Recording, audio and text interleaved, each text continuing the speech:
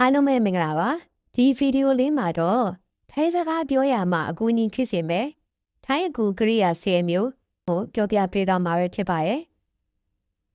နံပါတ်1ဒိုင်ရတယ်နိုင်တယ်ဖို့ထိုင်းတိုင်းထိုင်းစကားတက်တယ်နံပါတ်2ကြမဲနှုတ်တော့မယ် future အနာဂတ်ဖြစ်တော့မှာကိုပြောချင်တယ်ဆိုရင်ကြကိုသုံးပါတယ်ဂျပန်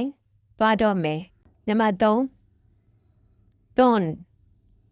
လုပ်ရမယ်မဖြစ်မနေလုပ်ကိုလုပ်ရမယ်တစ်ချိန်လေးမှာသုံးပြပါတယ်တွမ်ထန်ငန်ငါလှုပ်သွားတော့မယ်အလုပ်သွားတော့မယ်နံပါတ်4ရပ်ချင်းတဲ့ဝူလှုပ်ချင်တယ်စားချင်တယ်အိတ်ချင်တယ်တွားချင်တယ်ထိုင်ချင်တယ်ဆော့ချင်တယ်ဆိုတာမျိုးမှာရကိုသုံးပါတယ်ရခင်ချာထိုင်ငါထိုင်ဒီကိုတောက်ချင်တယ်နံပါတ်5ခေါ်အပ်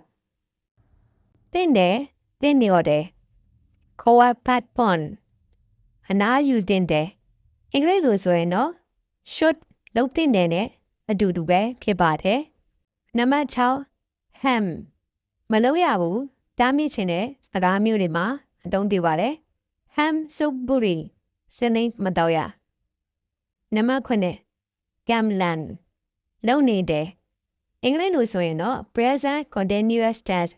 လက်ရှိလုပ်နေတဲ့ဟာကိုပြောချင်တဲ့အခါမျိုးမှာအသုံးပြုပါတယ် gamlan kin khop သမင်းစားနေတုံးပဲသမင်းစားနေတယ်နံပါတ်10 khoi လှုပ်ဖူးတယ်လှုပ်ခဲ့ဘူးတယ်ဆိုရင် khoi ကိုအသုံးပြုပါတယ် khoi bang ချင်းမိုင်မိုင်ချင်းမိုင်တွားဖူးလားနံပါတ်9 yan မသေးဘူး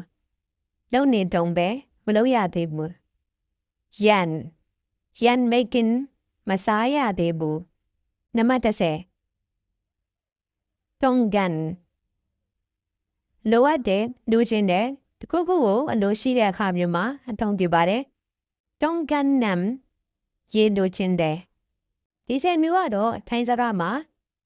အတန်ရွက်ကိုပြီးပြီးတတ်ထွက်နိုင်တဲ့အပြင်